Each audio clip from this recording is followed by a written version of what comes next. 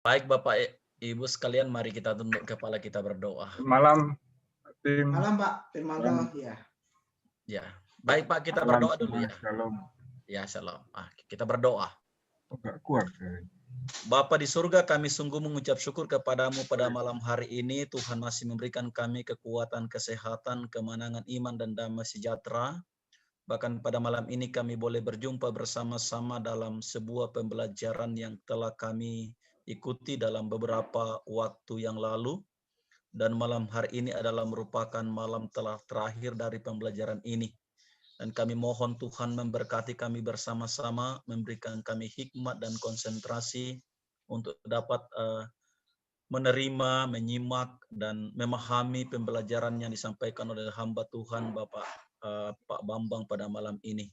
Kami mohonkan hikmat dan kuasa bagi hamba-Mu yang Tuhan pakai menjadi alat berkat Tuhan bagi kami semua untuk memperlengkapi kami dalam pelayanan pekerjaan Tuhan yang Tuhan telah percayakan kepada kami. Sekali lagi mohon hikmat dan kuasa urapan bagi hamba-Mu, sehingga dapat memaparkan materi bagi kami pada malam ini, sehingga dengan demikian Tuhan menjadi pengetahuan baru bagi kami di dalam pelayanan pekerjaan Tuhan, khususnya membimbing orang-orang yang sedang bermasalah. Seluruh rangkaian acara kami malam ini, bahkan waktu yang kami pakai, dan alat-alat yang kami pakai termasuk internet, kami mohon Tuhan memberkati sehingga dapat stabil dan kami dapat mengikuti pelajaran ini sampai selesainya. Beberapa saudara-saudara kami yang belum bergabung, Tuhan tolong supaya sebentar boleh bergabung bersama-sama dengan kami. Kami serahkan pembelajaran kami pada malam ini dari awal sampai selesainya. Biarlah Allah yang memberkati dan menyertai kami. Di dalam nama Tuhan Yesus kami datang berdoa. Amin. Amin. Ya, makasih Pak Agus Sajo. Langsung saja Pak Bambang. Baik, terima kasih Pak Tim. Selamat malam Bapak-Bapak, Ibu sekalian. Ini pertemuan terakhir. Jadi masih banyak sebenarnya materinya yang harus kita sama-sama dapat pahami, sehingga untuk menjalani proses konseling itu kita memiliki paling tidak alur yang lebih baik ya dalam mengatasi masalah, karena memang ada banyak orang yang bermasalah itu dengan latar belakang yang berbeda, sehingga bukan gejalanya yang muncul, pemicunya yang kita selesaikan, tapi kita masuk lebih ke dalam apa yang menjadi faktor-faktor penyebab ya, sehingga dengan dipicunya satu masalah itu jadi meledak gitu. Nah, sambil saya membagikan materinya, saya harap ada studi kasus atau kasus-kasus atau pengalaman-pengalaman Bapak Ibu yang bisa didiskusikan, di-sharingkan pada malam hari ini, pengalaman-pengalaman dengan keluarga atau teman atau jemaat dan yang lain-lain, sehingga bisa menjadi satu bahan diskusi untuk kita dapat melihat satu kasus yang lebih jelas, lebih konkret begitu ya. Oh, ini kok masuknya ya. Jadi silakan kalau memang ada yang mau diskusikan juga boleh sebelum materi ini kita mulai, dengan pengalaman Bapak Ibu di dalam menjalani kehidupan ini dengan masalah-masalah yang terjadi di sekitar kita. Ya, kita mencoba untuk melihat yang dimaksud dengan bentuk-bentuk konseling Kristen. Ya, bentuk-bentuk konseling Kristen. Jadi ada beberapa macam konseling Kristen yang disimpulkan. Ya. Jadi ada yang disebut dengan supportive counseling. Ya. Jadi supportive counseling ini adalah orang-orang yang membutuhkan support, ya, membutuhkan untuk dihibur, untuk dikuatkan, ya. Tetapi ada yang lebih suka menanggung semua beban hidupnya itu sendiri, ya, tanpa meminta bantuan, karena ada tipe-tipe orang yang memang tidak mudah untuk meminta bantuan orang lain, tapi banyak beban itu ditanggung sendiri. Nah, banyak sekali dalam hidup ini betul-betul sangat membutuhkan uluran tangan orang lain. Ya, misalnya dalam menghadapi kegagalan, kematian orang yang dikasihi, atau saat krisis yang dihadapi. Jadi supportive counseling bukan dimaksud untuk mengikat konseli dalam hubungan yang tidak matang atau kekanak-kanaan. Ya, tetapi supaya ia bergantung,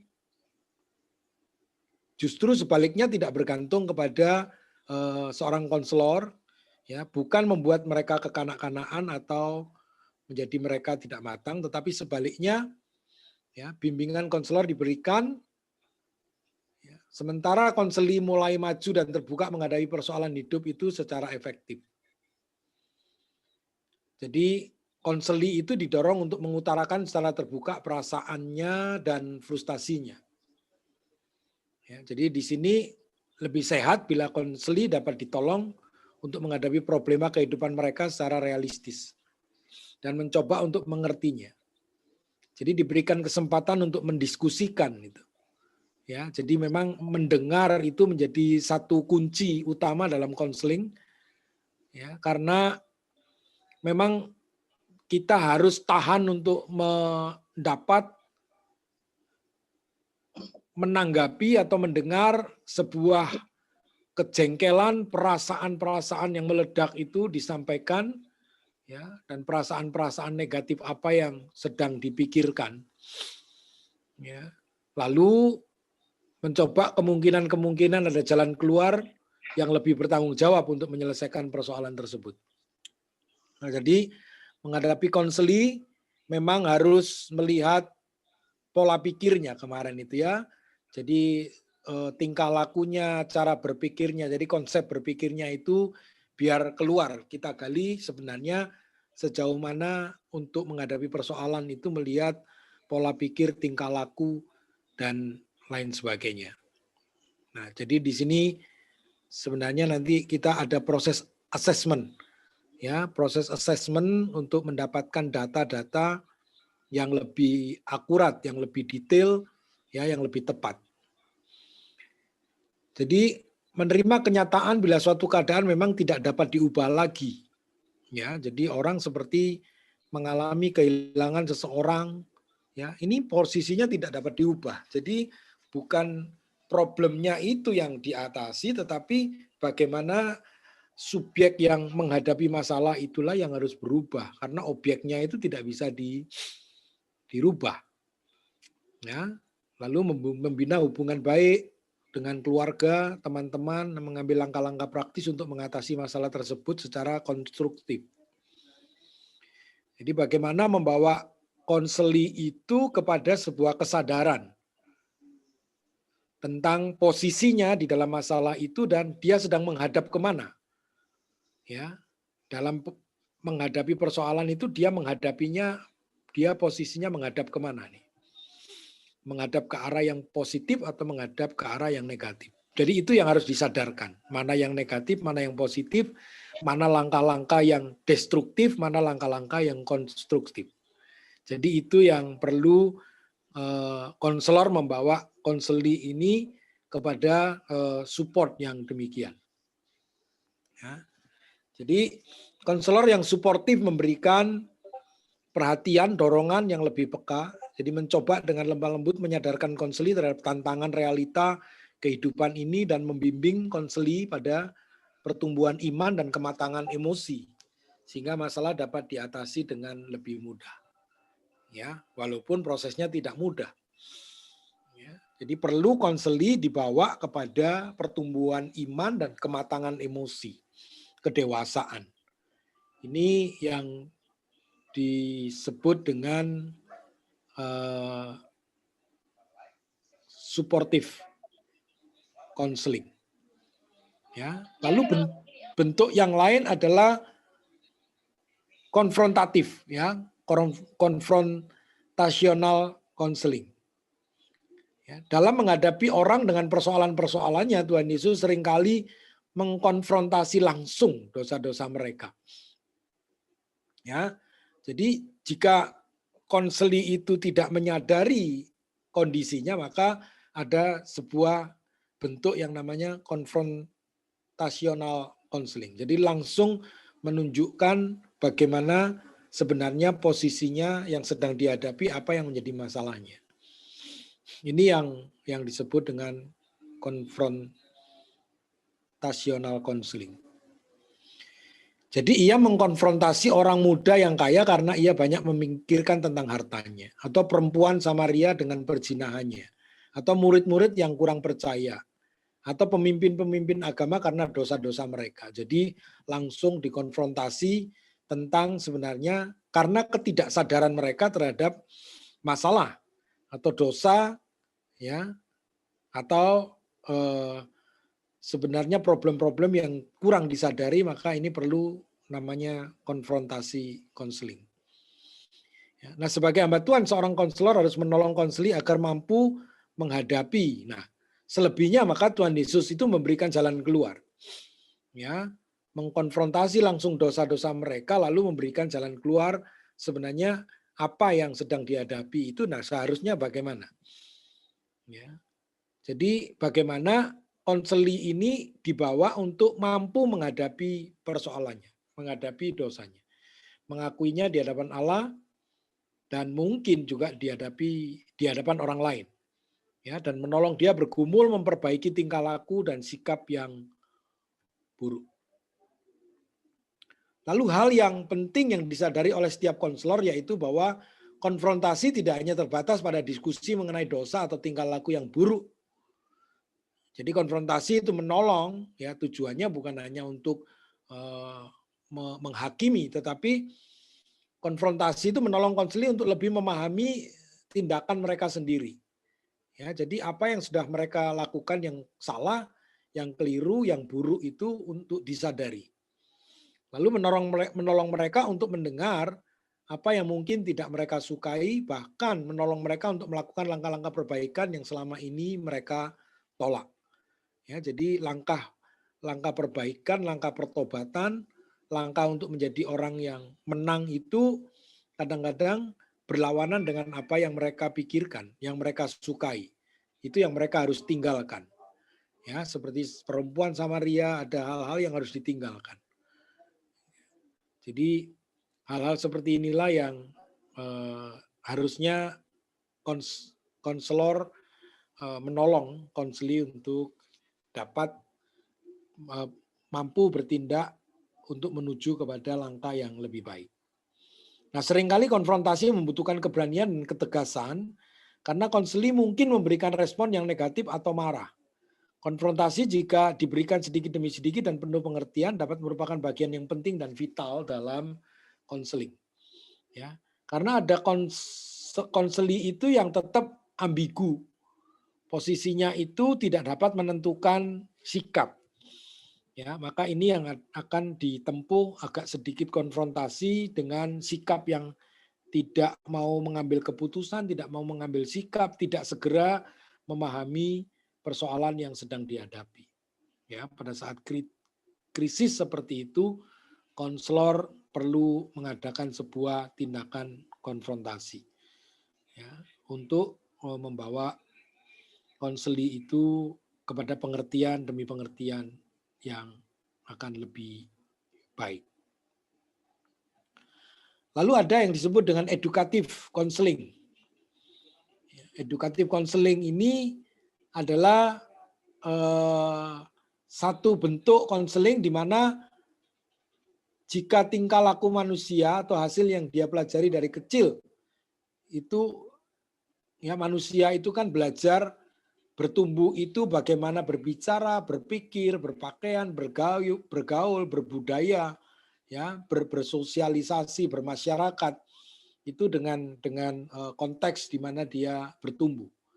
Nah, jika kita mengalami persoalan tertentu, ya, jika mengalami persoalan, tentu saja kita akan belajar bagaimana menyelesaikan berdasarkan pengalaman-pengalaman yang lalu. Ataupun mencegah timbulnya masalah dengan menggunakan cara-cara yang sudah dipelajari ya untuk menjaga supaya tidak terulang lagi. Nah, jika kenyataannya banyak tingkah laku yang dapat dipelajari, sangatlah beralasan jika kita simpulkan bahwa konseling harus juga meliputi pengajaran di mana tingkah laku yang tidak efektif dapat diperbaiki dan konseli ditolong untuk belajar tingkah laku yang lebih baik. Dengan pendekatan ini, maka konselor adalah seorang pengajar dan konseling Kristen adalah bagian istimewa dari pendidikan agama Kristen. Ya, jadi tidak bisa luput dari sebuah jalur bagaimana edukatif konseling itu, karena manusia itu pada prosesnya adalah mereka yang tumbuh disadari atau tidak sadari itu mempelajari sesuatu dari kecil. Dengan budayanya, dengan konteksnya, dengan keluarganya, dengan masyarakatnya, mereka belajar. Nah, apa yang dipelajari dari kecil sampai bertumbuh itu ada banyak hal, peristiwa, persoalan, masalah yang dihadapi sehingga tahu bagaimana menyelesaikan persoalan itu. Nah, jadi bagaimana konseling Kristen itu tidak cukup hanya diajak merenungkan firman Tuhan lalu berdoa selesai. Ya, karena memang ada proses hal-hal yang tetap harus diperbaiki dalam kehidupan manusia dari sisi struktur jiwanya itu harus diperbaiki, karena kalau paradigma menghadapi persoalan itu tidak diberikan perubahan atau tidak ditambahkan pemahaman-pemahaman yang baru supaya lebih efektif, supaya lebih baik, maka dia tidak akan bertumbuh. Untuk menghadapi persoalan dia akan jatuh di situ-situ terus. Ya, begitu. Jadi disinilah sebenarnya konseli itu memiliki tanggung jawab kehidupan mereka, ya, walaupun tetap bergantung kepada Tuhan, tetapi bukan Tuhan yang menyelesaikan masalahnya, tapi Tuhan menolong orang itu untuk dapat bertanggung jawab menghadapi masalahnya, ya, sehingga dia menjadi manusia yang bertumbuh menjadi manusia yang lebih dewasa, menjadi manusia yang lebih bertumbuh imannya dalam kehidupan sebagai orang Kristen. Seperti itu. Oke, nah ini spiritual counseling. Ya, spiritual counseling. Ya, jadi pada pihak tertentu memang setiap konseling Kristen adalah spiritual counseling. Nah, sebagai murid-murid Kristus kita mempunyai tugas untuk menjadikan semua murid-muridnya dan menolong mereka yang lemah. Nah, sebagai konselor spiritual, kita bisa menanyakan misalnya bagaimana keadaan rohani dan akhir-akhir ini. Ya, jadi di mana sebenarnya dia menyadari posisi, ya, konseli itu menyadari kondisinya dalam spiritual itu sebenarnya seperti apa. Ya, dan ini seringkali sudah membukakan jalan pada problema rohani yang tersembunyi. Ya, kadang-kadang konselor mempunyai kesempatan untuk memperkenalkan Tuhan Yesus sebagai juru selamat, bahkan seringkali sebagai konselor kita juga berdoa atau membaca satu bagian firman Tuhan. Ya, konseling macam ini akan membawa seseorang masuk dalam kehidupan yang lebih dapat dinikmati, bahkan mengalami kehidupan yang kekal. Ya, nah, jadi tidak bisa satu sisi saja, tetapi perlu ada satu strategi di mana konseli itu diberikan arahan dari beberapa bentuk konseling yang lebih komprehensif, yang lebih lengkap, sehingga pemahaman mereka betul-betul utuh. Ya, secara psikologi, ya, secara sosial, secara spiritual, dan mungkin banyak lagi hal yang perlu harus disadari. Nah, disinilah sebenarnya beratnya seorang konselor, ya, dalam menghadapi konseli yang berbeda-beda latar belakangnya, ya, walaupun masalahnya berbeda, tapi masalahnya sama, tapi latar belakang yang berbeda itu juga memerlukan pendekatan yang berbeda. Ya, apalagi masalah yang berbeda dengan latar belakang yang berbeda. Ya, masalah yang dihadapi banyak persoalan yang dihadapi banyak. Ya, entah seorang yang jatuh dalam kecanduan narkoba atau orang yang sedang mengalami krisis karena keluarga yang sakit terminal, ya, atau pendampingan masalah terhadap orang yang keluarganya atau keluarganya mengalami satu gangguan psikis, ya, schizofren, ya, atau mereka yang sedang ada dalam kehilangan, ya, mendampingi mereka yang sedang kehilangan, ya, baik kehilangan pekerjaan, kehilangan usaha mereka, ya, kebangkrutan atau kehilangan kedukaan, ya, atau mereka yang mengalami trauma, ya, mereka yang mengalami krisis paruh baya, ya, mereka yang mengalami pencarian makna kehidupan, ya, mereka yang trauma KDRT, masalah homoseksual, masalah mereka yang sedang menjalani kekosongan hidup dan lain sebagainya. Itu banyak dan memang perlu terus menambah dasar-dasar yang menjadi bagian-bagian dari persoalan-persoalan yang dihadapi oleh orang-orang yang datang untuk meminta konseling.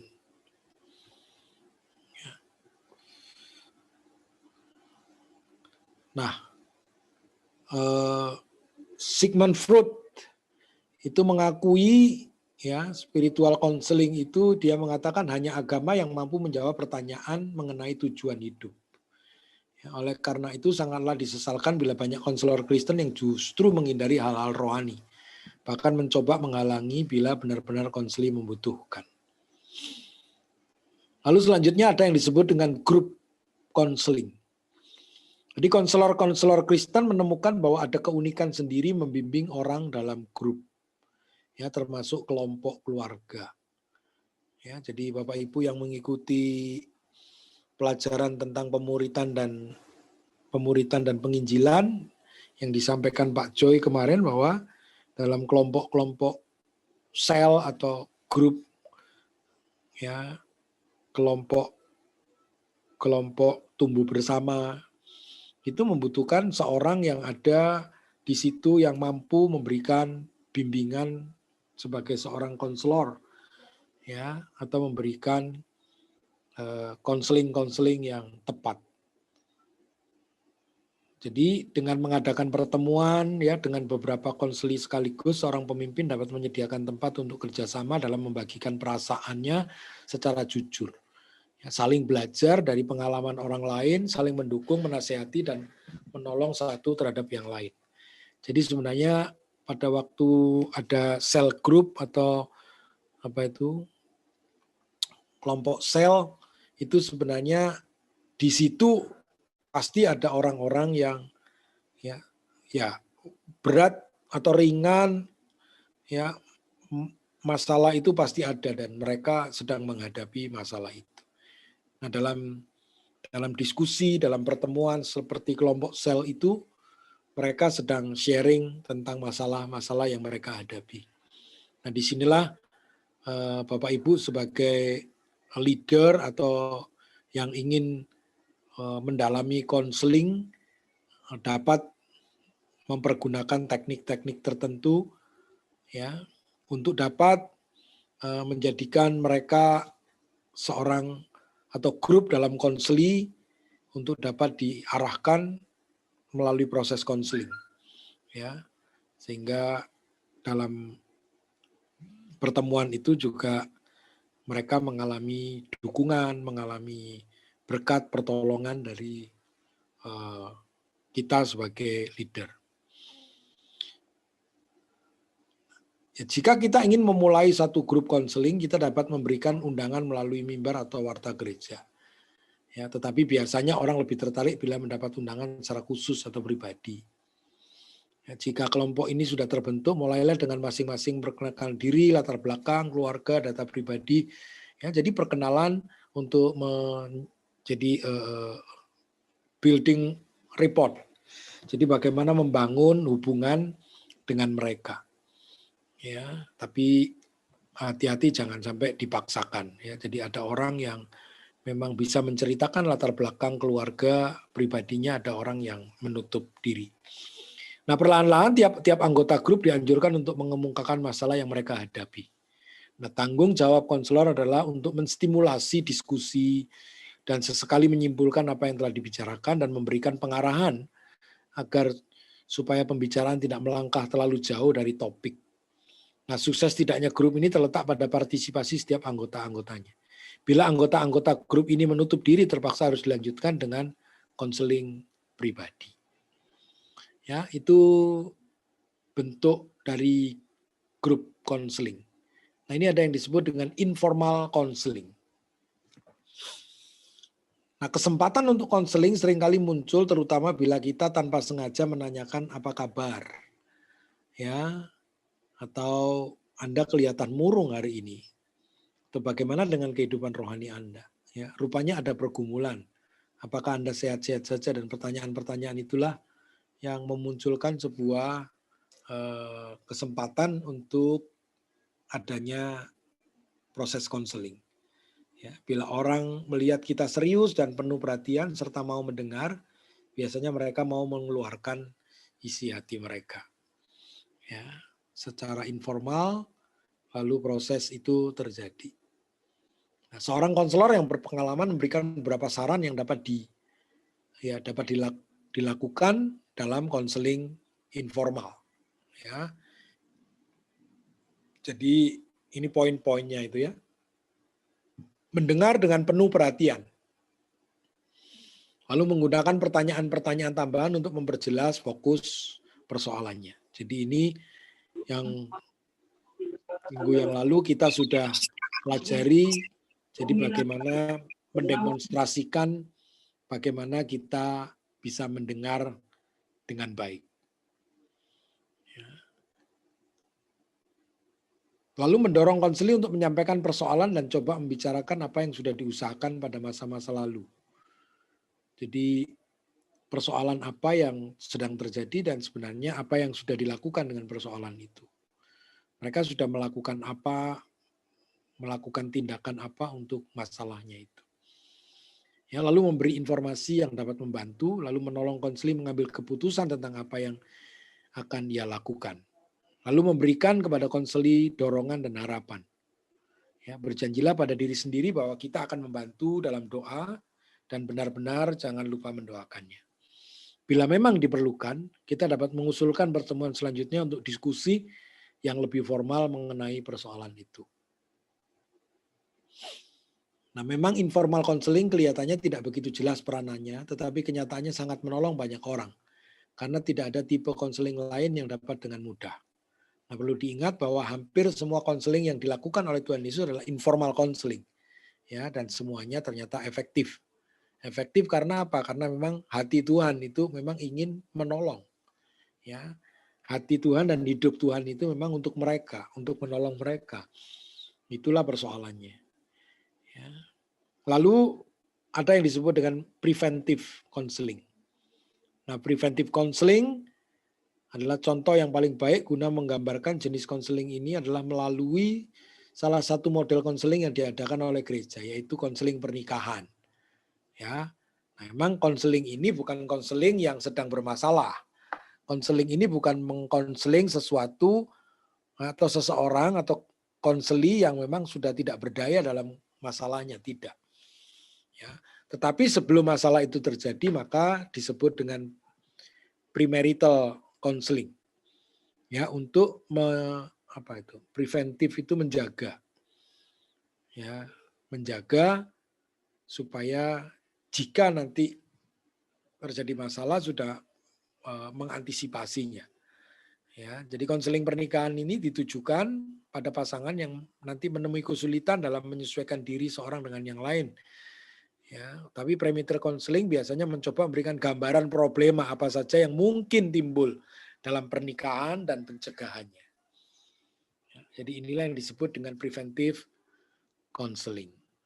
Ya, jadi yang lalu sudah ditanyakan. Jadi kalau orang menikah itu apa, itu tetap disebut dengan konseling walaupun tidak ada masalah, tapi memang hanya sekedar sebuah tindakan konseling untuk memberikan gambaran atau problema apa yang akan muncul, ya.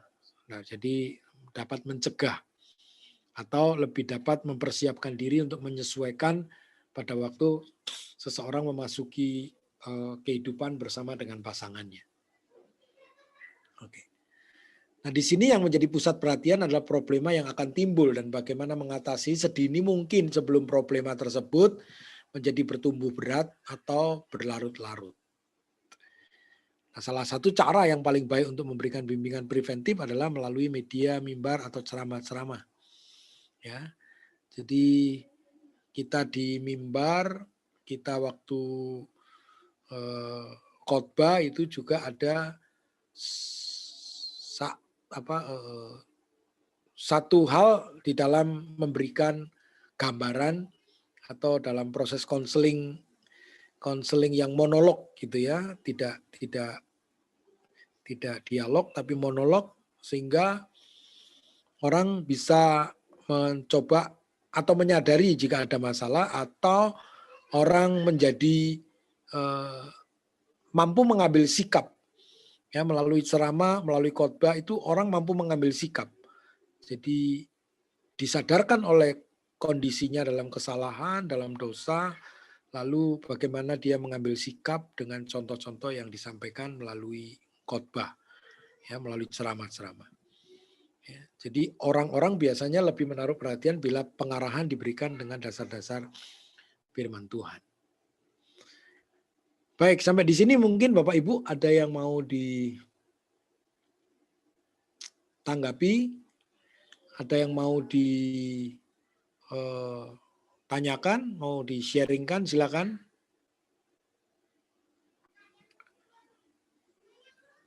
Ada Bapak Ibu yang mungkin sudah menjalani bentuk-bentuk konseling, ya, mungkin secara informal, preventif, ya, lalu konfrontatif. Ini sudah dijalani, mungkin ada pengalaman atau ada yang bisa menambahkan, saya bersyukur. Silakan. Bapak Ibu boleh berikan tanggapan atau pertanyaan atau tambahan mungkin dalam proses yang dijalani, bentuk-bentuk konseling yang sudah dijalani. Silakan. Ada?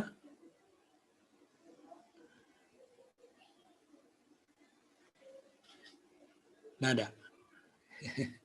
Ya, silakan Bapak Ibu. Ada yang mau didiskusikan, silakan.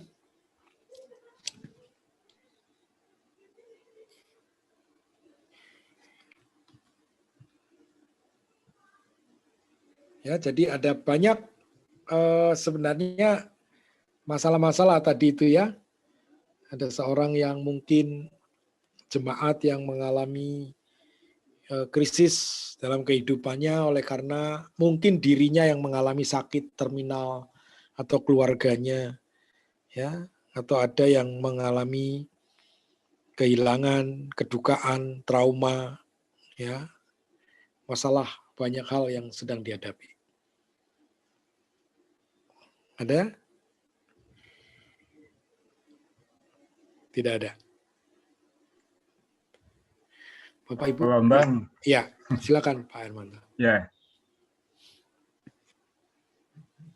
Pak Bambang. Ya. Ya, kalau kita ini kan bukan konselor ya. Ini belajar tentang konseling gitu ya, sebagai gelar. Nah, mungkin ini kan yang Pak Bambang utarakan ini kan teori gitu ya. Pak Bambang ya. Nah, mungkin Pak Bambang kan sebagai konselor mungkin banyak pengalaman-pengalaman yang real gitu, bisa diceritakan Pak Bambang mungkin bagaimana ada problem orang datang ke Pak Bambang punya problem begini. Nah, ini penyelesaiannya begini, orangnya terus jadi baik begitu Pak Bambang. Mungkin bisa lebih jelas gitu. Kalau ada contohnya dari Pak Bambang sendiri. Oke. Ya, itu aja Pak Bambang. Terima kasih. Ya. Jadi sebenarnya masalah yang dihadapi oleh seseorang ya pada waktu datang kepada kita itu, kita mesti hati-hati ya, kita mesti hati-hati, kita perlu waspada, jangan sampai kita hanya dibawa kepada satu keinginan dari konseli hanya untuk meminta sebuah dukungan. Ya, oleh sebab itu kita perlu memahami kebenaran-kebenaran ya mungkin secara sosial, ya mungkin secara hukum. Jadi repotnya itu kan kita mesti paham banyak hal. Ya. Nah, lalu itu yang pertama. Jadi kita konselor itu tidak harus menyetujui.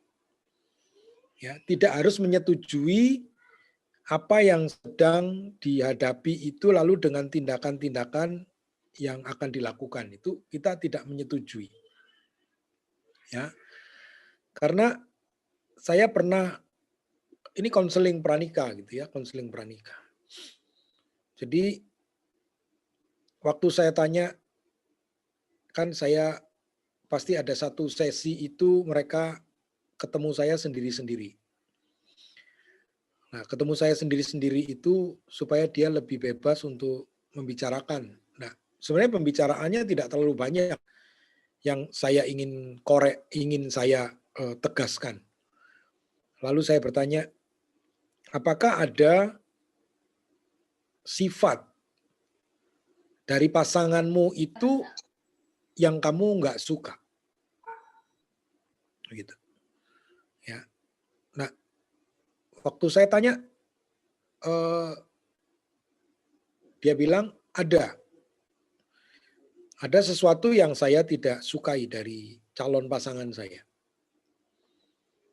Nah, lalu saya bilang, nah apakah perbuatan atau hal yang tidak kamu sukai dari calon pasanganmu itu, apakah kamu tahan kalau dia tidak berubah?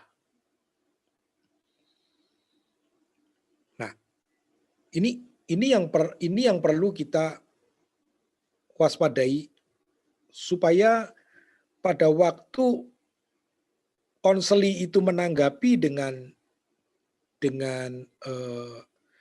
sesuatu yang tidak pasti, kita tidak boleh dukung. Karena dia menjawab, ya apa yang saya tidak sukai itu kalau tidak berubah, saya tidak tahan. Gitu. Nah mungkin Bapak bisa bantu doa. Saya bilang enggak. Ya, atau nanti ya saya akan doakan Pak. Supaya apa yang saya tidak suka dari dia itu bisa berubah. Saya bilang enggak usah. Ya, saya tidak butuh kata doa. Yang saya butuh jawabannya adalah kalau tidak berubah apakah Anda sanggup? Kalau itu tidak berubah saya tidak sanggup, Pak. Nah, maka tentukan hari ini apakah kamu sanggup dengan hidup dengan dia yang dia tidak berubah. Nah, di sini yang saya mengatakan dalam tanda kutip itu tidak perlu hal yang rohani. Tidak perlu dirohani-rohanikan. Nanti saya doakan Pak, nanti saya puasai Pak. Ya, atau kita kalau terjebak ya udah deh. Emang kamu tidak sanggup, tetapi Tuhan itu sanggup. Mari kita doakan supaya dia berubah gitu. Ya, nah ini kita terjebak pada masalah yang sebenarnya kita main seperti Tuhan gitu ya.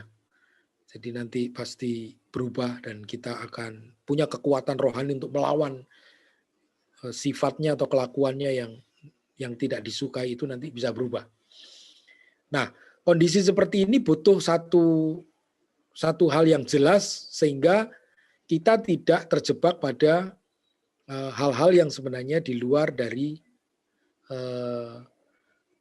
dari tujuan konseling itu. Karena kita akan kembalikan. Kalau tidak berubah, kamu sanggup atau tidak, dan itu terserah kamu. Begitu. Ya, nangis nggak bisa.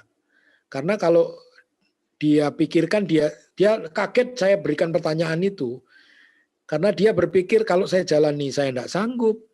Tapi kata Pak Bambang, tidak usah didoakan, tidak usah dipuasai. Saya bukan bilang tidak boleh didoakan. Saya hanya mengambil satu kepastian kalau seandainya itu tidak berubah, apakah dia sanggup. Hanya itu. Buat Tuhan sih tidak ada yang mustahil. Tapi saya tidak mau terjebak untuk ya sudahlah nanti kita dukung dalam doa. Itu enggak. Ya, jadi keputusan kamu apakah itu bisa berubah, apakah itu kamu bisa jalani, sanggup jalani kalau tidak berubah. Dia tidak bisa jawab kok, dia cuma nangis saja. Ya saya kembalikan terserah kamu. Nah ini yang menjadi persoalan pada waktu pernikahan itu, mengadakan konseling pranikah itu hanya dalam waktu 2 bulan sebelum menikah. Hal-hal seperti ini yang tidak bisa dihindari. Pasti dijalani. Seandainya pada waktu masa pacaran, saya bicarakan ini, mungkin dia punya pertimbangan dan bisa mungkin putus pacarannya. Tapi kalau sudah 2 bulan mau menikah, itu persoalan yang tidak mudah. Walaupun dia merasa dia tidak sanggup, gitu. Nah, dia akan jalani dalam kehidupannya. Nah, proses konseling seperti ini kita harus waspada ini, harus ngeh, gitu ya, supaya kita tidak terbawa pada arus yang sebenarnya tidak harusnya kita lalui. Ya, juga yang pertemuan yang lalu saya sampaikan. Pada waktu dimintain konseling, ini kok orang ini kok ngelantur kemana, ini kayaknya kerasukan. Enggak kerasukan, ternyata dia hanya kurang sehat, kurang asupan vitamin atau mineral-mineral dalam hidupnya, dalam tubuhnya. Nah, jadi persoalan yang jelas kita harus telusuri sampai di mana dasarnya gitu. Ya, jadi ada orang yang memang hanya minta untuk legitimasi, untuk persetujuan kita, untuk didukung. Ya, tapi sebenarnya kita dibawa pada satu arus yang tidak tepat. Ya. Jadi ada juga orang yang datang bermasalah, ya pacaran bermasalah, lalu dia tanya, Pak, apakah saya harus putus? Saya enggak jawab. Saya enggak mau jawab. Pak, apakah saya harus terus lanjutkan? Saya juga enggak mau jawab. Jadi persoalannya, kamu tahu masalahnya, kamu tahu siapa yang kamu hadapi, kamu harus bertindak apa untuk kamu lanjutkan atau kamu putuskan hubungan itu bukan urusan saya. Saya tidak mau putuskan karena bukan itu hak saya. Saya tidak boleh. Ya, ada banyak orang yang mengatakan, oh tidak apa-apa lah nanti kita bantu dalam doa, lanjutkan saja begitu. Itu bukan sikap daripada konselor. Mungkin begitu ya. Secara garis besar gitu Pak Hermanto. Silakan, mungkin ada yang ditanggapi. Ya Pak Bambang, ya seperti itu maksudnya contoh-contoh yang real gitu Pak Bambang. Iya. Ya, terima kasih. Ya, terima kasih. Ya, jadi ada yang lain silakan. Malam Pak. Ya, silakan Bu Linia. Pak, maaf tanya, untuk saat kita konselingin orang itu, apakah kita perlu masuk dalam ranah pribadinya, Pak? Maksud saya dalam hal finansialnya. Jadi kita penghasilannya berapa, pasangannya berapa, terus cukup enggak? Terus kalau misalnya segera punya anak, harga susu berapa, istilahnya sampai jelimet detail gitu, perlu enggak ya Pak? Itu yang pertama Pak. Terus yang kedua, perlu enggak kita menanyakan juga tentang hubungannya itu ditentang atau diterima dengan keluarga besar dari kedua belah pihak. Ya. Ya, makasih Pak. Oke. Nah, jadi nanti kita akan masuk pada bab yang selanjutnya yang disebut dengan assessment. Jadi assessment itu perlu ya seperti interview pribadi.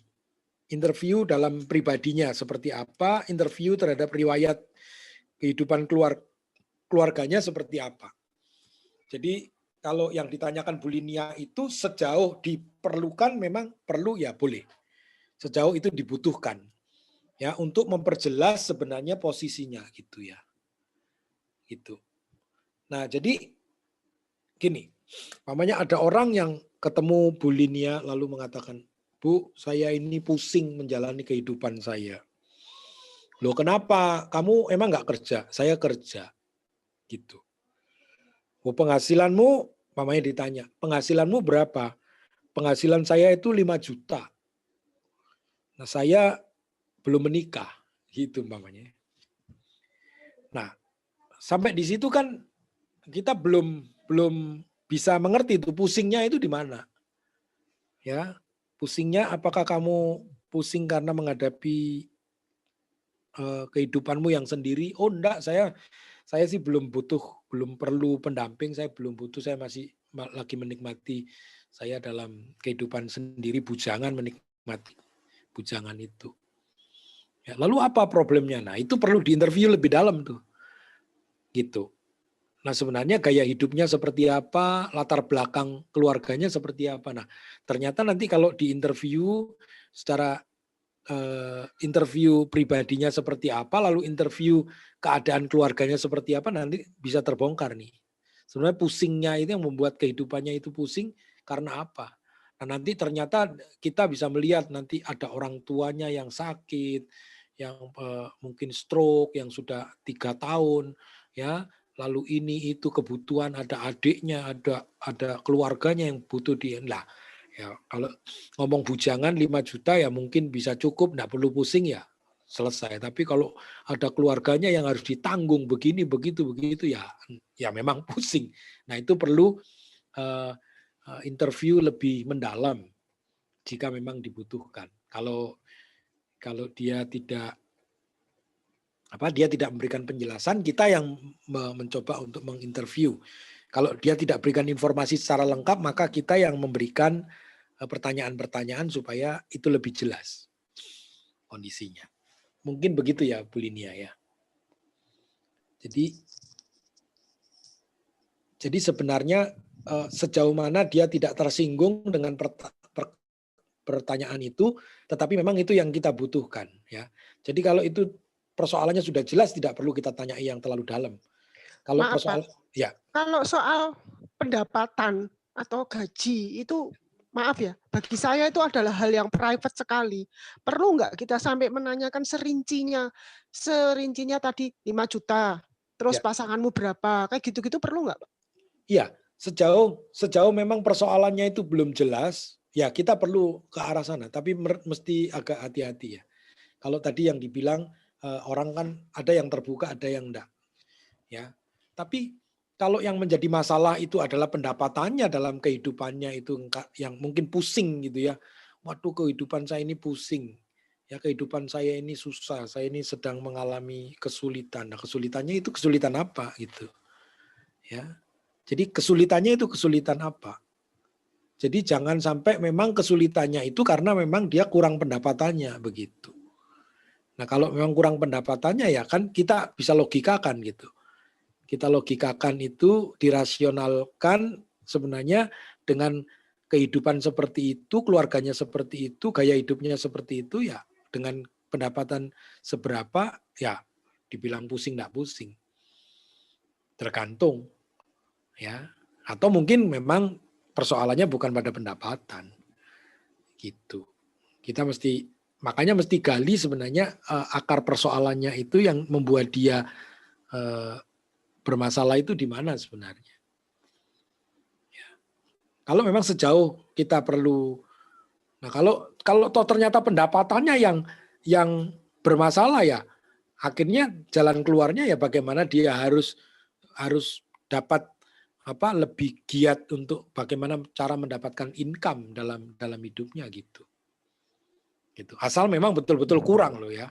Kalau memang dibilang kurang-kurang terus ya orang pusing terus memang nggak pernah cukup. Nah kalau itu kondisinya ya memang nggak di situ permasalahannya, permasalahan pada gaya hidupnya atau kebutuhannya yang tidak bisa terkendali. Itu masalahnya. Kan begitu ya Bu Linia.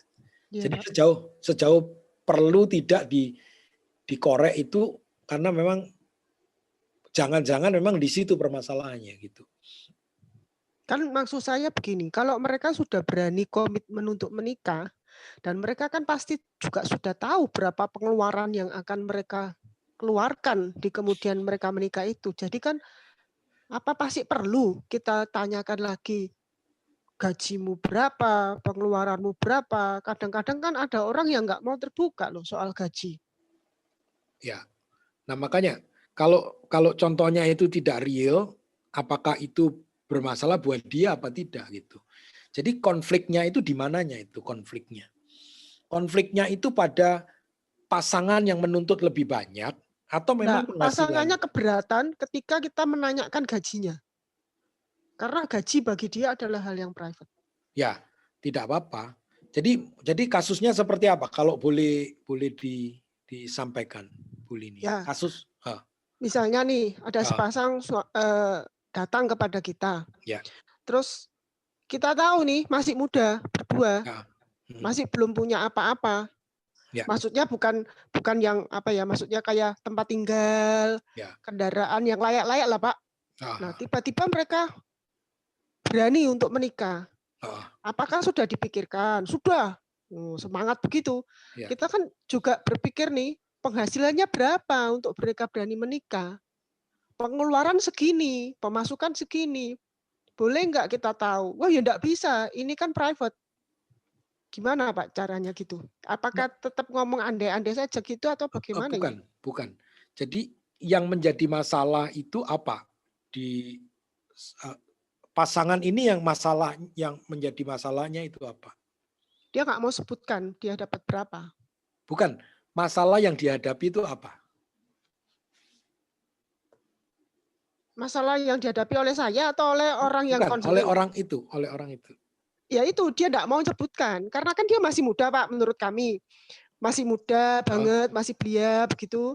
Dan masih belum punya apa-apa. Nah, ketika mereka ngajukan untuk menikah. Oh, dia lagi mau mengajukan pernikahan. Ya. Ini bimbingan pranikah, Pak Bambang. Bimbingan pranikah kalau saya kira ada pasangan yang datang. Oke. Ya, jadi dia datang untuk menikah. Ya. Ya. Oh, lalu bagaimana kita mengkonseling begitu? Ya. Apakah perlu sampai sedetail itu? Maksudnya tentang gajinya, tentang keluarga besarnya, setuju apa enggak? Oke. Ya. Jadi begini Bu Linia, ya, Pak.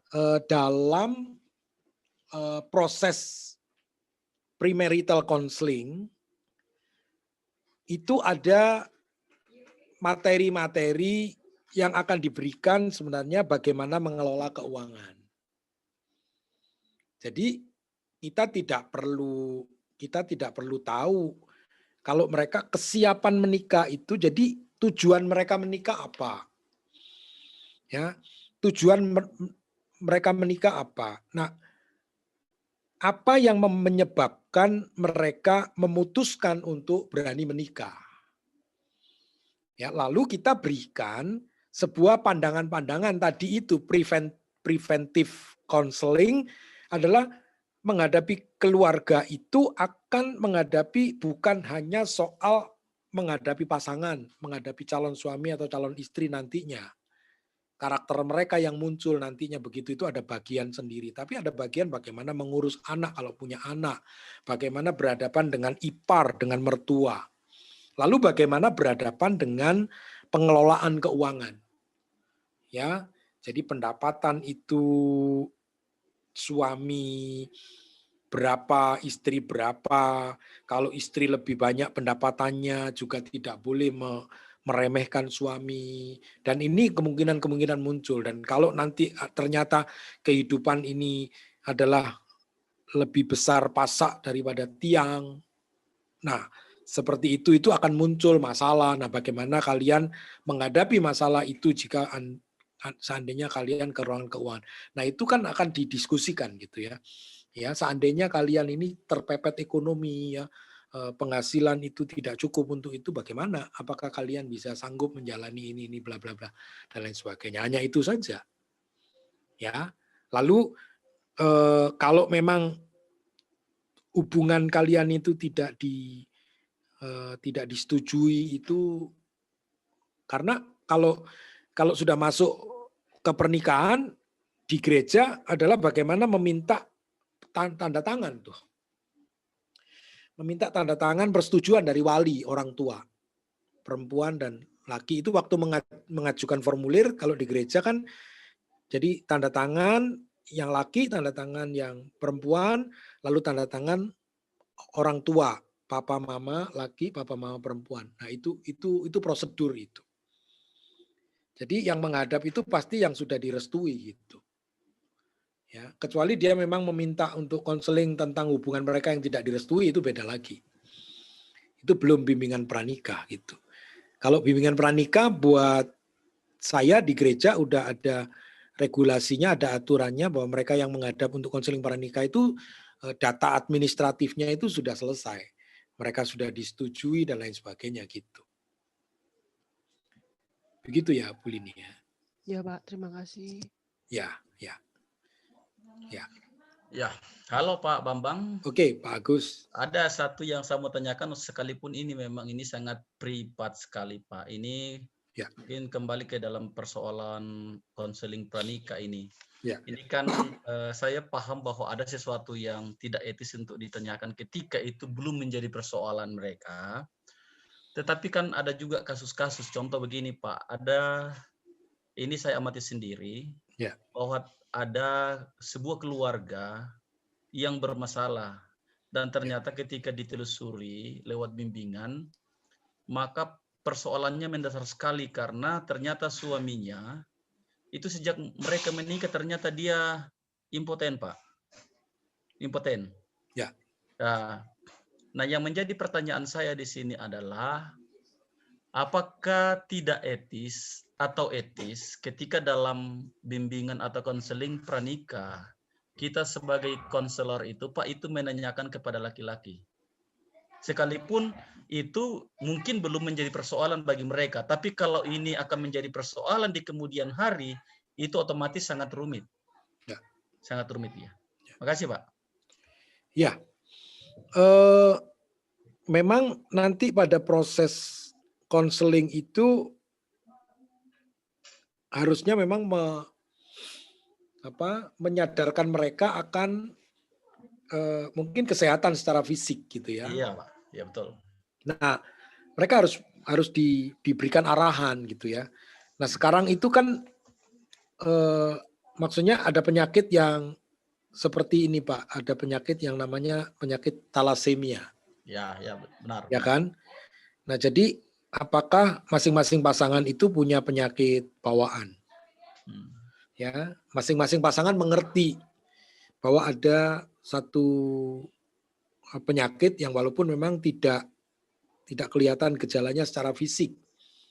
Tetapi kalau mereka pasangan berdua itu punya bawaan talasemia, ya, yang satu negatif, mungkin akan menjadi positif di anaknya. Ya, seperti teman saya itu anaknya jadi talasemia mayor, talasemia yang positif, sehingga anak yang dilahirkan ini tidak dapat memproduksi sel darah merah. Jadi anaknya itu tidak memiliki kemampuan dalam tubuhnya karena talasemia itu tidak dapat memproduksi sel darah merah. Nah, sehingga anak ini dari lahir sampai sekarang ya, sudah kuliah, itu tiap berapa bulan harus transfusi darah. Dan itu dilakukan seumur hidup. Gitu. Dilakukan seumur hidup. Nah, kalau memang mereka membawa talasemia masing-masing walaupun negatif-negatif, ternyata ada talasemia, mereka diberikan awareness bahwa kalau kamu menikah ada kemungkinan anakmu akan talasemia positif gitu. Dan anakmu akan mengalami transfusi darah seumur hidupnya. Apakah kamu melanjutkan atau tidak gitu. Ya. Nah, sekali lagi ini tidak boleh dirohanikan, Pak. Jadi ya enggak apa-apa lah Pak, nanti kita minta mujizat Tuhan supaya anak lahir tidak talasemia. Ini enggak bisa. Ya. Kemungkinan itu terjadi apakah kalian sanggup apa tidak gitu. Gitu ya. Nah, termasuk kesehatan seksual gitu, Pak. Ya. Kesehatan seksual itu apakah kamu tahu pasanganmu itu mandul apa tidak? Gitu. Jadi sebenarnya dari awal kita harapkan mereka mengetahui gitu. Silakan saja mereka berdua kalau setuju enggak apa-apa Pak. Saya enggak perlu tes, enggak perlu periksa. Kalau dia mandul ya sudah kita enggak punya anak ya enggak apa-apa. Nah itu masalah lain. Tapi kalau nanti dia kaget-kaget ternyata istrinya atau suaminya itu mandul terus enggak punya anak, nah ini kan repot. Ini masalah yang muncul dan tidak dapat diatasi setelah menikah. Itu ujungnya nanti kan perceraian. Begitu. Sedangkan mereka menginginkan keturunan, umpamanya gitu. Jadi ya yang saya tanyakan tadi ya ada lagi satu yang paling privat Pak, yang saya sebut tadi Pak, bahwa ternyata yang keluarga tadi itu ketika bermasalah, lalu ditemukanlah bahwa ternyata masalahnya ada di suami, karena ketika menikah mereka enggak bisa melayani istrinya karena suaminya ternyata impoten sejak dari awal. Itu sejak dari awalnya.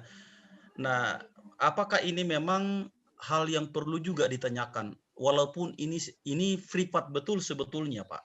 Iya. Kalau masalah ekonomi mungkin masih bisa diselesaikan. Kalau mungkin masalah penyakit yang lain, Pak, itu mungkin. Tapi kalau yang saya sebut tadi itu ya kita memang sangat dilema, Pak. Ya. Karena ternyata ketika menikah dia tidak bisa melayani istrinya. Ya. Dan ini terjadi 2 tahun, Pak, itu kasus itu. Oh, jadi ini sudah terjadi ya? Sudah terjadi, Pak. Ada kasus, Pak. Jadi kasus ini menolong kita untuk menyadari bahwa dalam proses konseling pranikah perlu ditanyakan. Ya. Atau mungkin Pak lebih kita mengarahkan dulu ke pemeriksaan secara medis, Pak. Ya. Jadi begini tahapnya. Pada waktu konseling pranikah berjalan, lalu apakah kalian sudah tahu bahwa pasangan kalian itu bermasalah dengan kesehatan? Karena ada penyakit tadi itu ya, penyakit bawaan macam-macam itu. Ya, Pak. Ya, yang talasemia itu dan lain sebagainya. Lalu kesehatan seksual, apakah kalian berdua sudah siap? Gitu. Atau ada masalah? Ya, kalau belum tahu, ya silakan masing-masing periksa sebelum kalian menikah karena nanti tidak berujung kekecewaan atau masalah setelah memasuki pernikahan. Jadi sebenarnya kesehatan fisik, kesehatan fisik itu keseluruhan menyangkut kesehatan seksual, ya, lalu kesehatan kerohanian itu kan juga penting. Apakah mereka menyadari pasangannya itu sehat secara rohani, dalam artian mereka bertemu di gereja atau mereka berjalan dalam pertumbuhan iman di dalam waktu menjalani pacaran dan lain sebagainya itu. Seperti itu ya. Oke, Pak Agus.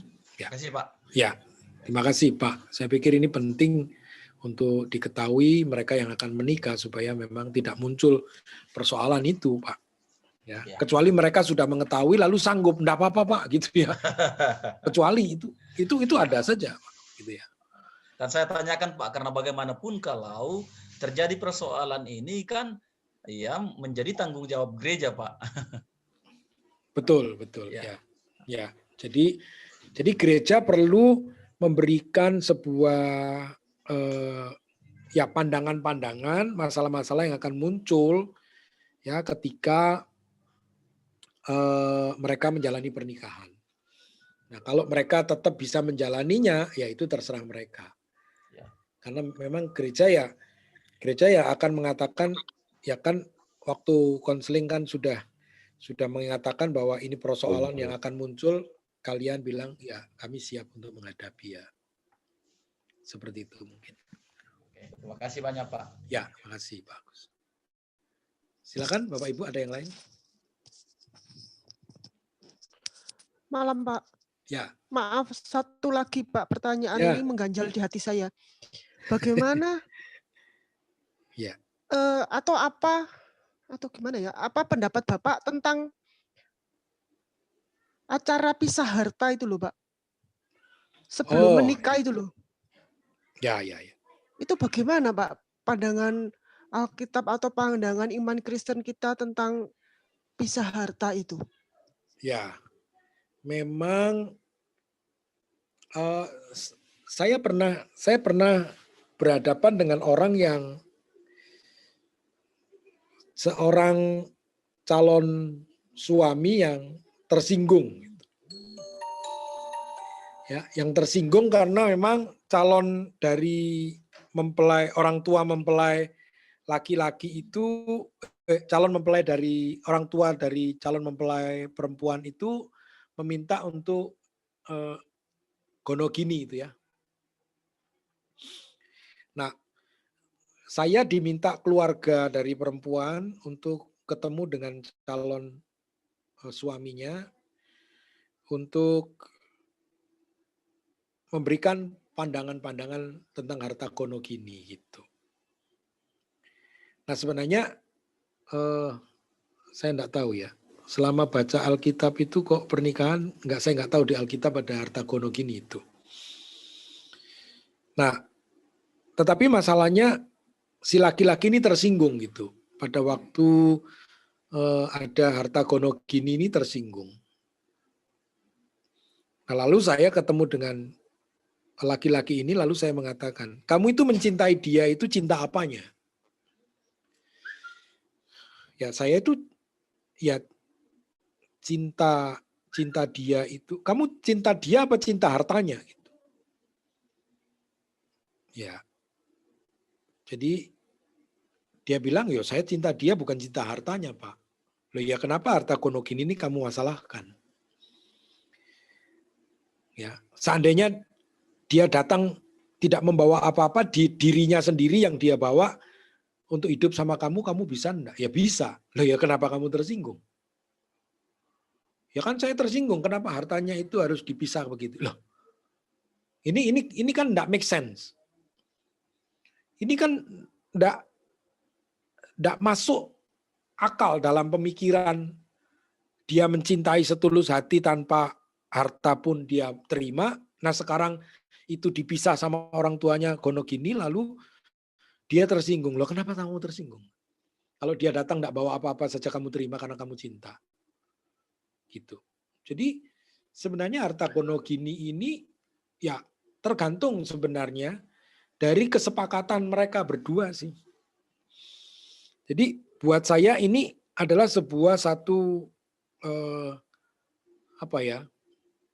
Ini sih bukan budaya, ini adalah satu ya tadi itu. Ya orang tua itu lebih menjaga anaknya dengan harta yang dibawa seandainya terjadi masalah anak ini tidak di itu. Karena memang ada orang-orang yang hanya mau menikahi untuk hartanya saja sehingga hartanya bisa hilang gitu. Gitu. Nah, harta gonogini ini sebenarnya tergantung dari kesepakatan. Jadi kalau memang orang tuanya itu memisahkan hartanya sebelum menikah, ya, dan setelah menikah mereka milik berdua ya, enggak masalah. Jadi menurut saya sih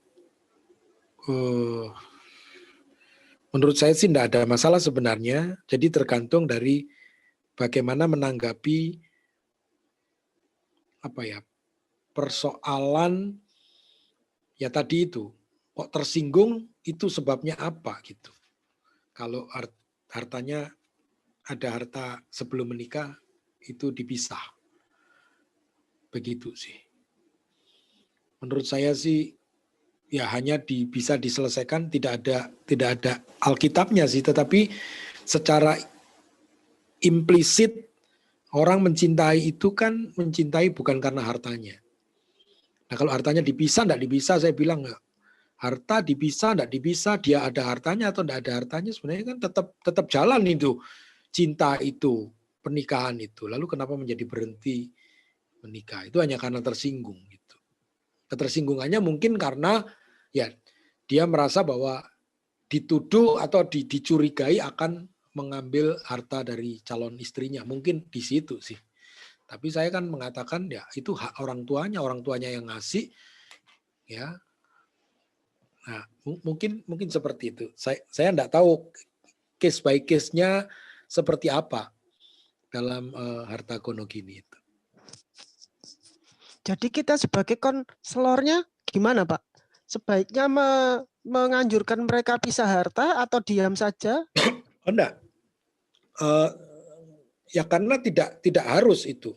Harta pisah itu tidak harus. Jadi tergantung dari sebenarnya bagaimana masing-masing orang tua itu mengantisipasi harta yang diberikan oleh anaknya sebelum menikah. Jadi saya tidak sarankan untuk apakah mereka harus pisah harta atau tidak itu, kecuali memang ada persoalan muncul, lalu seperti yang saya hadapi itu adalah laki-laki ini lalu tersinggung, tidak mau melanjutkan proses pernikahannya karena tersinggung karena hartanya dipisahkan gitu. Harta gono gini itu dimunculkan oleh orang tua dari pihak perempuan. Tapi selama tidak muncul ya enggak perlu. Karena dalam konseling itu kan akan dikatakan bahwa kalian hidup bersama, jadi apapun yang kalian miliki adalah milik kalian berdua. Ya. Nah, kalau ada muncul, oh tapi orang tua saya minta gono gini, Pak. Nah, dari situ maka perlu didiskusikan lagi. Jadi bagaimana sikap mereka berdua menghadapi orang tua yang minta harta gono gini. Ya biasanya orang tuanya yang biasanya. Ya. Orang tuanya yang kaya, Pak, yang gitu, Pak. Biasanya. Ya, kalau orang tuanya enggak kaya enggak ngasih apa-apa dong gitu ya. Nah, ya. Berarti yang dikonselingi orang tuanya, Pak. Bukan pasangannya. Ya orang tuanya ya memang ingin supaya anaknya ini aman kan. Anaknya ini aman. Ya. Karena sekali lagi dilatar belakangi oleh ketidaknyamanan. Ya orang tua tetap setuju tapi rasanya kok enggak nyaman. Ya enggak nyaman karena calon mantunya jangan-jangan, nah itu kan ada orang tua yang begitu kan kita tidak bisa larang ya.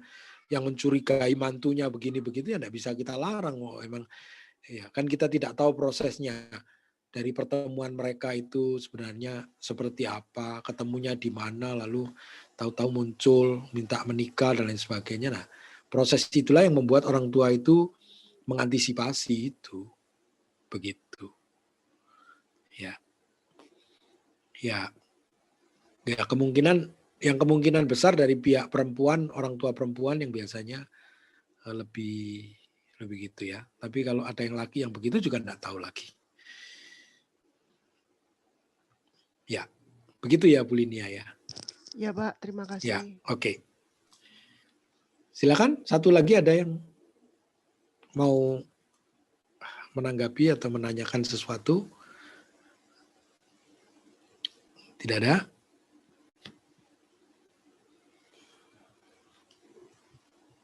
Oke.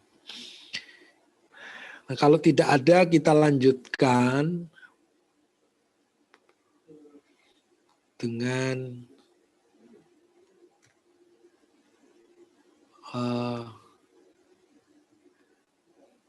assessment. Ya. Kita akan lihat. Nah ini. Jadi assessment dalam konseling. Jadi tadi menghimpun data-data yang perlu untuk diambil dari konseli. Ya. Jadi kan orang datang untuk minta bantuan kepada seorang konselor ya tentang masalah-masalah yang mungkin mengganggu dalam kehidupannya. Ya, jadi kehidupan kesehariannya ya itu mengganggu sampai putus asa untuk menghadapi masalah itu.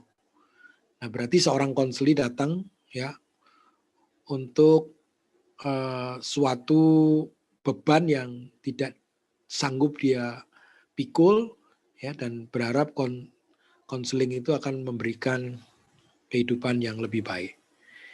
Nah, menilai atau melakukan assessment ya apa yang sebenarnya yang menjadi masalah konseli ya adalah bagian yang sangat penting dari konseling. Ya. Jadi kita membantu konseli ya mengurangi penderitaan Ya, itu jangan terburu-buru. Ya, jadi fase assessment ini harus dilewati pelan-pelan, sabar, ya, menilai sesuatu dengan tepat berdasarkan data-data dan fakta yang ada. Ya, jadi konselor harus berusaha untuk betul-betul memahami konselingnya. Ya, karena tanpa pengetahuan ini konselor mungkin tidak melihat kondisi atau karakteristik yang penting tentang masalah konseli yang dihadapi konseli. Ya, dan proses terapi yang terjadi menjadi tidak produktif. Ya, jadi assessment mempunyai banyak fungsi dalam proses konseling. Memberikan pendekatan yang sistematis untuk memperoleh dan mengorganisasi informasi yang relevan tentang konseli. Mengidentifikasi peristiwa-peristiwa apa yang memberi kontribusi pada timbulnya masalah konseli. Ya, jadi ada predisposing factor. Ya, masalah-masalah yang memang menumpuk ya jauh sebelum masalah itu muncul. Nah, Hackney dan Cornier mengutip tulisan ya Seligman mengenai 12 hal dari proses assessment yang dapat meningkatkan hubungan konselor dan konseli. Ya. Jadi melancarkan proses pengumpulan informasi. Ya, nanti melalui interview. Ya, lalu memungkinkan konselor membuat diagnosis yang akurat. Lalu memfasilitasi perkembangan dari satu rencana tindakan yang efektif, menentukan tepat atau tidaknya seseorang untuk satu program tindakan tertentu. Ya, jadi berdasarkan informasi yang dikumpulkan, data, ya, lalu mendiagnosis dengan akurat, lalu menyederhanakan pencapaian sasaran dan pengukuran kemajuan, meningkatkan wawasan, ya, insight mengenai kepribadian seorang dan mengklarifikasi konsep diri. Nah, ini tujuan penting sekali ya. Jadi ini hal-hal yang akan kita lakukan dalam proses konseling tanpa pengumpulan data, informasi yang tepat, ya, yang akurat, kita tidak mungkin bisa berkembang maju dan menyelesaikan dengan sebuah tindakan yang efektif, yang baik, yang terukur, yang dapat dicapai. Ya. 7, menilai lingkungan dan konteks. 8, meningkatkan konseling dan diskusi yang lebih terfokus dan relevan. Ya, jangan sampai melebar kemana-mana, ya, sehingga bukan masalah yang diselesaikan, didiskusikan, tetapi masalah yang tidak fokus.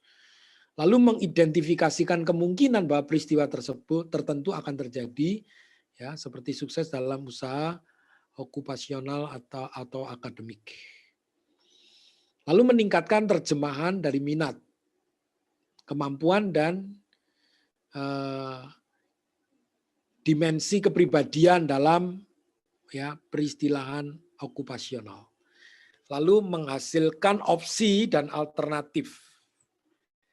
Menghasilkan opsi dan alternatif. Jadi apa kira-kira pilihan-pilihan yang akan diambil, ya, lalu jalan keluar alternatif seperti apa yang memungkinkan untuk dapat menyelesaikan masalah itu.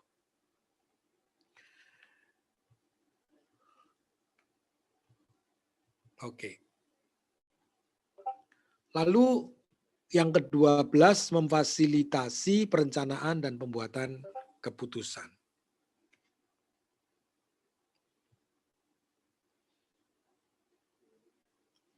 Nah, perlu diperhatikan keuntungan lain dari melakukan assessment, yaitu kemungkinan sifatnya yang reaktif hanya dengan melakukan assessment. Sesudah terjadi perubahan tingkah laku. Contoh adalah seorang pria yang mengatakan dirinya sulit berkomunikasi dengan perempuan. Hanya dengan mengeksplorasi tingkah lakunya dengan konselor, sudah terjadi perubahan tingkah laku.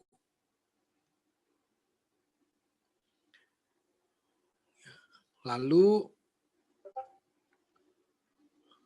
komponen assessment.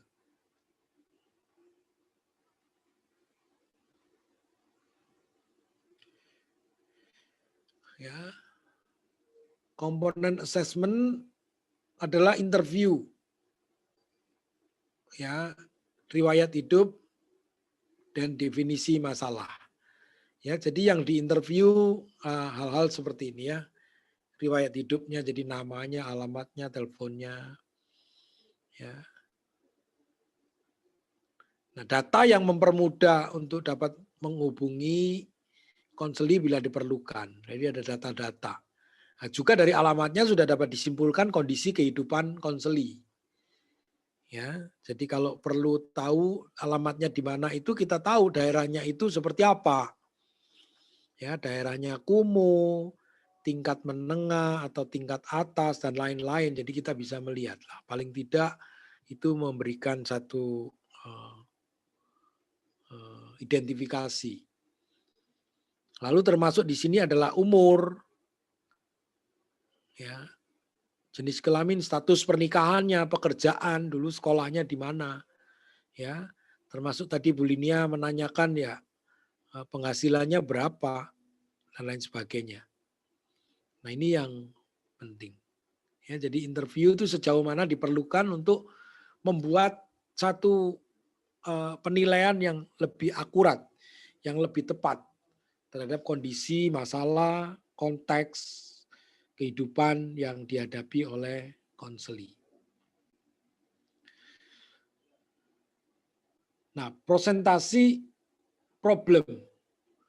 Ya, bagaimana konseli menyampaikan masalahnya. Ya, tulis seperti yang diungkapkan, informasi yang harus diperoleh di sini mencakup seberapa jauh masalah ini mengganggu fungsi sehari-hari.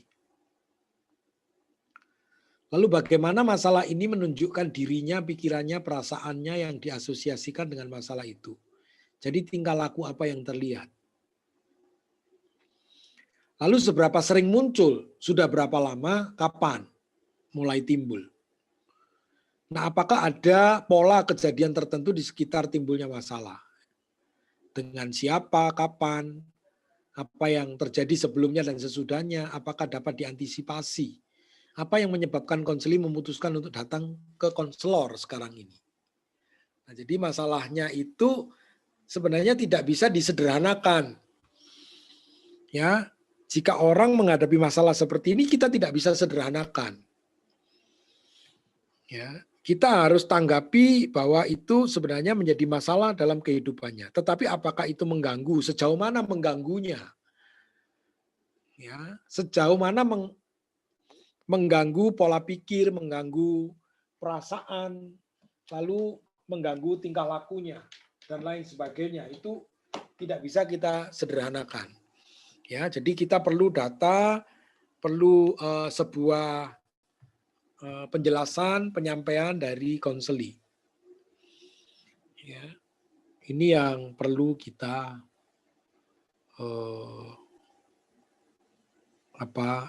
terima ya dengan menghargai keberadaan daripada konseli itu.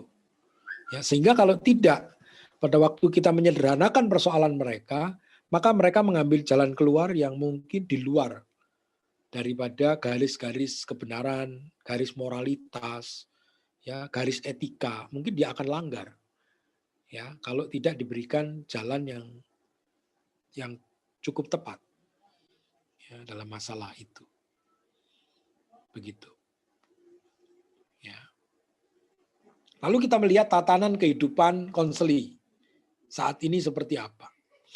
Ya, jadi apa latar belakang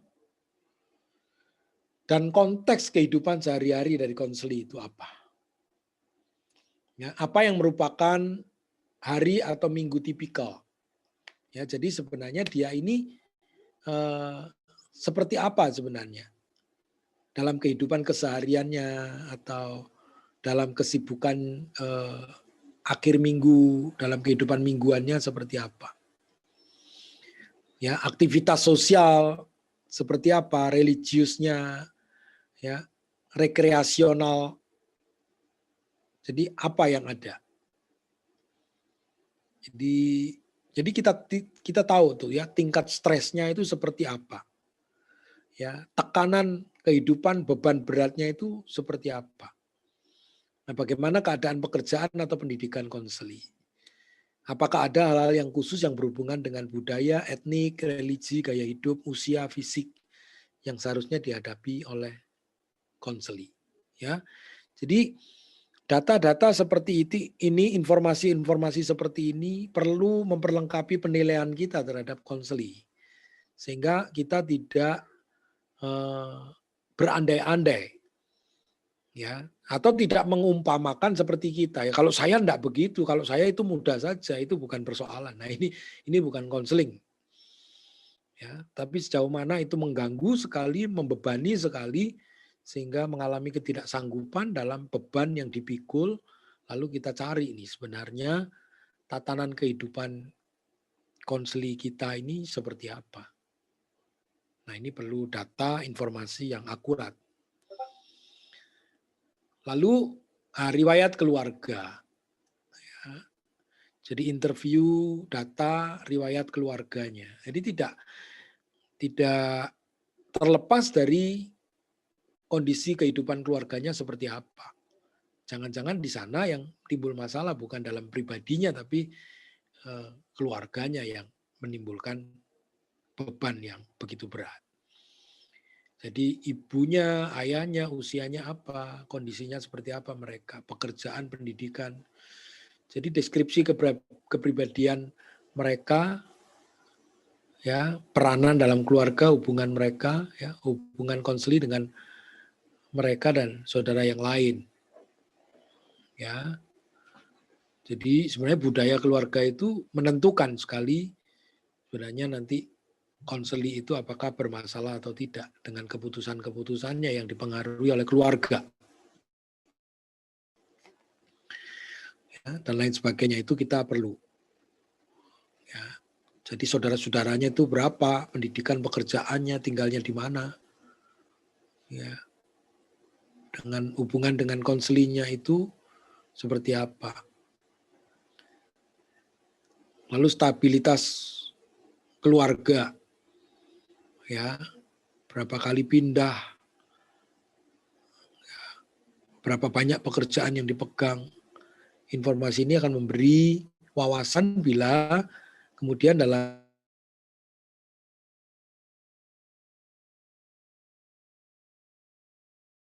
dan hal tidak hanya sekedar berhenti pada kondisi dari konseli itu secara pribadi, tetapi lebih jauh sebenarnya yang bermasalah itu dengan keluarga secara pribadi, dengan istri, dengan suami, anak, orang tua, lalu apakah dengan keluarga yang lain dia tinggal itu dengan siapa gitu ya. Jangan-jangan dia tinggal dengan keluarga besarnya di situ semua, ya, dengan iparnya, dengan om tantenya gitu ya, dengan orang-orang berapa orang yang ada di situ. Nah, ini riwayat pribadi, ya, riwayat medik, jadi sakit yang tidak biasa atau yang mungkin dibawa, ya, dari kelahiran mereka sampai sekarang ada penyakit bawaan apa, lalu riwayat pendidikan, ya, sekolahnya di mana, ya, kuliahnya di mana, dan lain sebagainya. Ya, hubungan dengan temannya siapa, dan lain sebagainya. Nah, itu penting. Nah, riwayat seksual atau marital, ya, di mana konseli mendapatkan informasi tentang seksual, riwayat pacarannya, ya, pernah pacaran, pernah bertunangan, pernah menikah, atau pernah cerai, ya. Jadi hubungan emosional yang serius sebelum dan sekarang, jadi ada banyak macam. Ya, kalau dia pernah cerai atau pernah putus itu apa sebabnya, gitu ya. Nah, ini juga problem. Ya, bagaimana hubungan dengan pasangan sekarang, ya. Kemarin kan saya berikan gambaran hubungan dengan pasangan yang namanya cinta itu bukan hanya sekedar dilihat dari sisi komitmen, tapi ada intimacy dan ada passion. Jadi triangle of love itu ya, komponen daripada kasih, komponen daripada cinta itu harus ada 3 unsur yang membuat cinta itu utuh. Ya, passionnya bagaimana, intimasinya bagaimana, dan komitmennya bagaimana.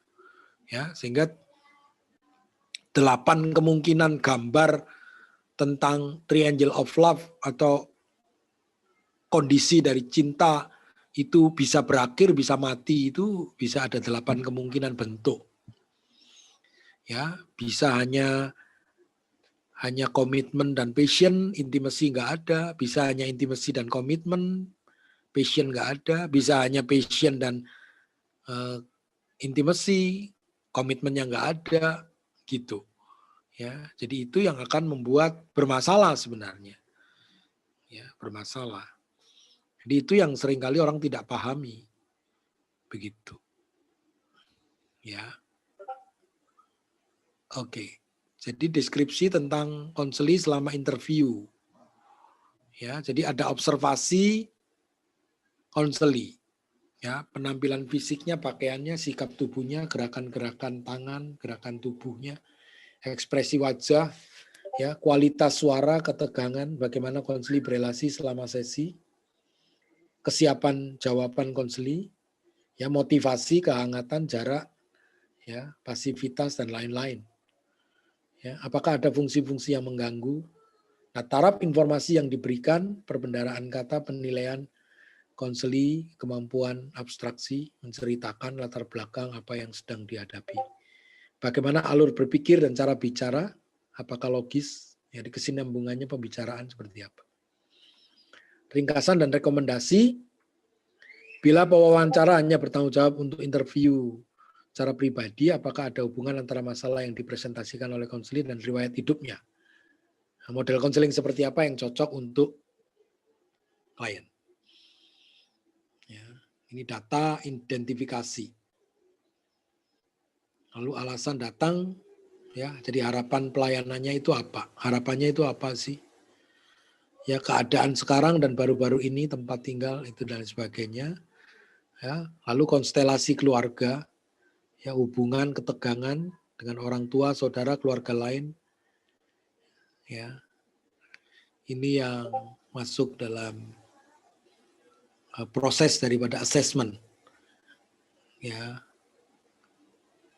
nah, jadi kesehatan fisik, kondisi kesehatan fisik, pendidikan, catatan pekerjaan. Ya, nah ini termasuk perkembangan seksual, ya, dan lain sebagainya. Dukungan sosial. Oke. Mungkin sampai di sini Bapak Ibu. Kalau ada yang mau didiskusikan silakan.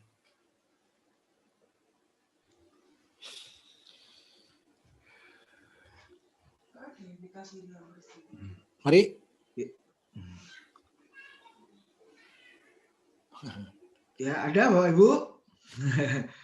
Kalau sudah jelas, ya jelasnya nanti ketika Bapak Ibu mempraktekannya ya di dalam pelayanan masing-masing.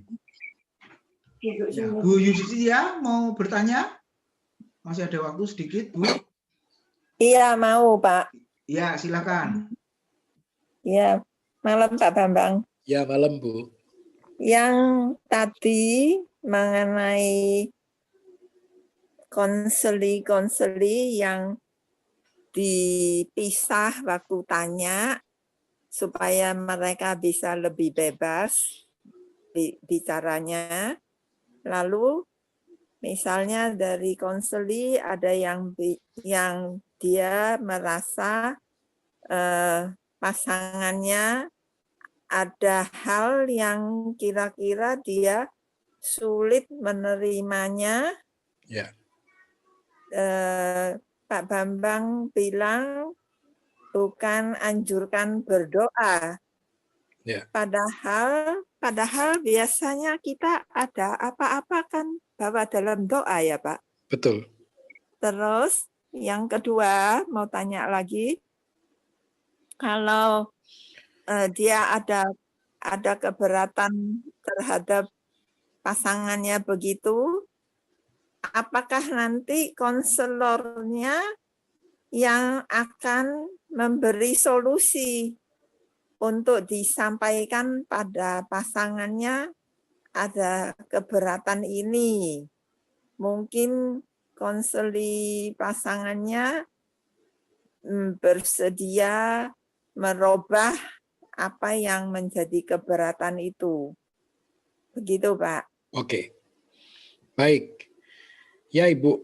Jadi saya kalau menanyakan satu masalah tentang keberatan, ya ini kan konseling pranika ya, Bu ya, konseling pranika ya. Ya. Nah, jadi saya mengatakan begini, kalau yang kamu tidak suka dari pasanganmu itu nanti tidak berubah, apakah kamu sanggup? Saya tidak mau pertanyaannya itu dijawab, ya nanti saya doakan, Pak. Saya tidak mau jawaban itu. Yang saya tanyakan, kalau dia tidak berubah, kamu sanggup atau tidak? Itu masalahnya. Jadi persoalan Tuhan bisa rubah itu, Tuhan bisa sekali. Tapi kalau itu tidak berubah, apakah kamu sanggup? Jadi jangan dijawab, ya nanti saya doakan, Pak. Kalau tidak berubah sekalipun didoakan, apakah kamu sanggup? Kalau dia bilang tidak sanggup, nah itu pikirkan lagi. Pikirkan kembali. Ya, jangan nanti Tuhan yang disalahkan. Ya, sudah dari awal kondisinya seperti itu. Gitu. Jadi yang menyuruh menikah sama dia itu bukan Tuhan. Yang ngotot menikah itu dia. Kalau dia tidak sanggup, jangan salahkan Tuhan kenapa doaku tidak dijawab. Nah, itu kan konyol. Jadi alasan-alasan seperti ini yang saya tidak terima. Tapi saya minta kalau pasanganmu itu tidak berubah, apakah kamu sanggup menjalani dengan dia? Jangan nanti di tengah jalan saya tidak sanggup terus minta cerai, pulangkan saja. Saya ke terminal gitu. Ya. Jadi itu Bu posisinya yang harus jelas. Jangan sampai kita mendukung, ya deh kalau kamu tidak sanggup nanti kita doa, saya bantu puasa supaya suamimu, calon suamimu berubah. Nah ini tindakan yang agak kurang tepat. Ya. Jadi ya kamu berdoa lagi, apakah kamu harus lanjutkan apa tidak. Nah cuman konselingnya itu 2 bulan sebelum menikah, jadi nangis saja, tidak mungkin batalkan. Kalau sudah kurang 2 bulan menikah baru konseling. Ya semuanya sudah siap. Ya, semua di DP 50%, baju sudah selesai. Itu, undangan sudah disebar.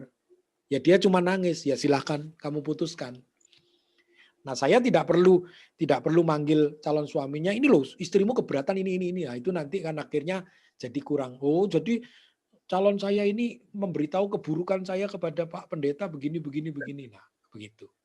Jadi silahkan selesaikan, ya, sampaikan keberatanmu kepada calon suamimu dengan baik. Ya, sehingga mereka lebih siap untuk menghadapi seandainya itu tidak bisa berubah gitu, Bu. Karena ada apa yang kita doakan itu ada yang tidak bisa berubah. Gitu. Jadi tidak semua yang kita doakan itu berubah. Tidak semua. Karena ada yang tidak berubah. Nah, tidak tahu Tuhan kenapa tidak merubah gitu. Itu persoalannya. Gitu. Ya. Nah, itu persoalannya ya, Bu. Iya. Ya. Terima kasih, Pak. Ya, jadi saya bukannya melarang orang berdoa, tapi tujuan berdoa itu kalau hanya untuk merubah orang itu menjadi berubah supaya hatinya senang, ya itu kan repot. Nah, kalau nanti tidak berubah, nanti jadi nyalahkan Tuhan gitu. Nah, lebih baik tidak usah menikah daripada nyalahin Tuhan. Lebih berdosa nyalahin Tuhan. Tidak menikah tidak berdosa gitu. Oke. Jadi begitu ya, Bu Yudhistia. Ya. Ya, atau konselingnya waktunya jangan mepet-mepet ya Pak ya. Ya itu, makanya saya bilang sebelum memutuskan untuk menikah 1 tahun atau 2 tahun, ya selagi menjalani pacaran itu konseling, silahkan gitu. Makanya bagus sekali itu kalau seperti Katolik itu kan 1 tahun itu ya. Jadi pelaksanaan menikahnya 1 tahun harus menjalani konseling dulu selama 1 tahun. Begitu. Jadi perjalanan itu sebelum siap semua, dia bisa maju atau mundur gitu. Itu bisa lanjut atau tidak. Jadi mereka yang memutuskan setelah diberitahukan gitu ya, Bahwa menikah itu harus begini-begini, kesulitan yang muncul bisa begini-begini. Waduh, lebih baik enggak menikah kalau gitu ya silakan saja. Gitu. Tapi kalau ya saya siap Pak menderita apa ya udah. Nah, memang harusnya jauh-jauh hari lebih baik. Jadi sebelum memutuskan menikah dengan seseorang ya mendingan sudah konseling begitu. Persiapan jauh sebelum itu. Begitu ya Bu Yudhistia. Ya, terima kasih Ya, Pak. baik. Mari, masih ada? Ya, cukup Pak, waktunya sudah habis. Ya, waktunya sih sudah Terima kasih habis. banyak ya Pak Bambang, sudah 5 Baik, kali mengajar kita Bapak Ibu. Mungkin Ya. materi masih panjang, harusnya memang 1 semester, tapi Bapak Ibu Ya. boleh mempraktekkan di dalam pelayanan masing-masing. Nah, itu pasti lebih efektif teori dan langsung dipraktekkan seperti itu, Bapak Ibu. Terima kasih juga atas kebersamaannya. Nah, mulai Senin depan libur selama Desember, Bapak Ibu. Nanti kita akan ketemu tanggal 11 Januari 2021, Bapak Ibu, dengan topik ya, jika Allah itu baik, mengapa ada kejahatan? Jika Allah itu baik, kenapa ada penderitaan? Jika Allah itu baik, kenapa ada neraka? Nah, itu akan dibahas selama 3 kali di bulan Januari 2021. Nanti semua saya upload di YouTube, Bapak Ibu, dan linknya sudah saya bagikan. Bapak Ibu boleh mempelajari ulang semua materinya itu. Terima kasih atas kebersamaannya. Boleh tunjukkan wajahnya, kita foto Bapak Ibu terakhir di semester ini ya. Setelah itu kita libur. Nah, nanti Ibu Jenny berdoa buat berakhirnya kelas kita pada malam hari ini. Oke, terima kasih. Mari Bu Jenny untuk berdoa.